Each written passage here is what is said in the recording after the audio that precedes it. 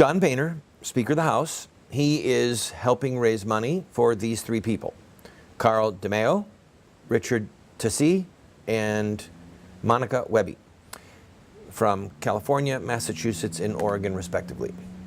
All three of them promoters of child killing, as I've discussed. All three of them promoters of the homosexual agenda, and the two men are openly homosexuals. One of them says he's, quote, married. And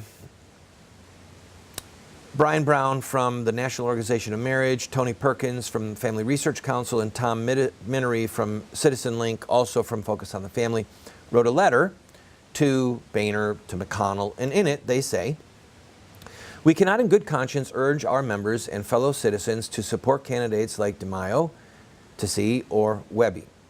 Or how, it might be Ticey, I apologize if I'm mispronouncing it.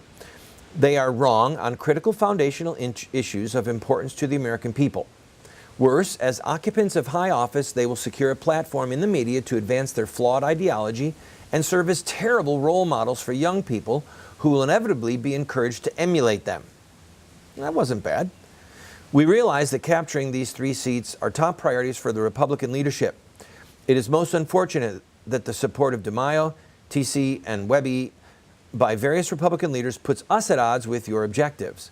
It is our sincere hope that you will work with us in the future to nominate conservatives who can proudly represent Republican values and ideals, people we can enthusiastically support." And then the three of them sign the letter. You can go to our website and you can look up these links and see for yourself. Well, this made me a little bit disturbed, maybe very disturbed, and I'm going to tell you why. John Boehner betrayed the Christian right, betrayed the unborn babies, he betrayed Christian voters, he betrayed heaven itself and the ruler of heaven himself when he refunded Planned Parenthood. Okay? You may remember that in 2010, the Republicans took control of the House. And Boehner was on the road saying, "Give us control of the House and we will defund Planned Parenthood and pro-life is so important to us, blah, blah, blah." Well, he betrayed us and he gave money back to the largest murderer of babies in the Western Hemisphere, probably in the world except for the Chinese government itself, okay? This was an act of genocide against the babies. I mean, he helped fund these murderous, demonic monsters. Well, before that happened, a group of us, under my leadership in Washington, D.C., we met with Boehner's chief of staff. We told him we will support Boehner if he does the right thing. We will count him an adversary if he does the wrong thing, and we will run a candidate against him. Well, they caved in. David Lewis ran in the Cincinnati area, a courageous man, and ran ads showing Boehner's complicity, his hands covered with blood, and the dead babies, very powerful ads. And we also watched while other groups in Washington, D.C. did virtually nothing. They were all cheering for Boehner, like a cheering section, and then when Boehner betrayed them, silence. They didn't berate him. They didn't confront him. Nothing. I mean, nothing. And so we did a sit-in at his office, all right? People were arrested for doing a sit-in at Boehner's office to confront him, to expose him, to play political hardball. Tom Minery, bless his heart, he waited a year or two, 2.5, and then presented Boehner with an award for Boehner's consistent support of the family. I'm not making this up.